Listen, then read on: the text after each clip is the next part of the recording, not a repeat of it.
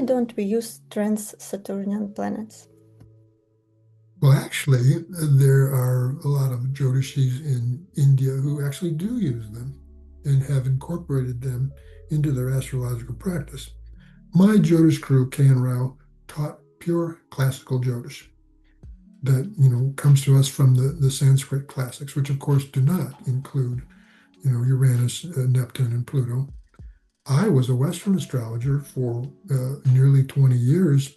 And of course, this is very much a part of Western astrology, and I found them to be very valid astrological factors.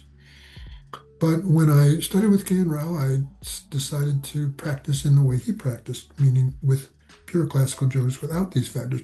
And he used to make the point that the thing that gives Jyotish its most predictive power are dashas, right? And there are no dashas of Uranus, Neptune, and Pluto. So you could, potentially use them as static potential factors.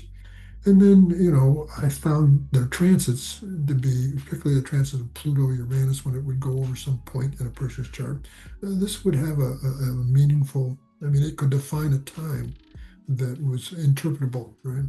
And so I can still look at that when I'm seeing what's happening in a person's life.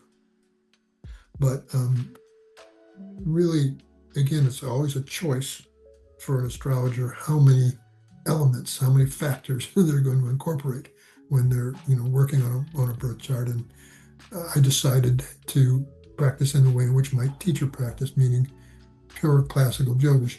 So in my articles, in my classes, I don't refer to these things, but I don't discount them as being potentially valid astrological factors from my days as a Western astrologer. So again, it comes down to a choice. Thank you, a great sage. As always, you're very welcome, Maitreya.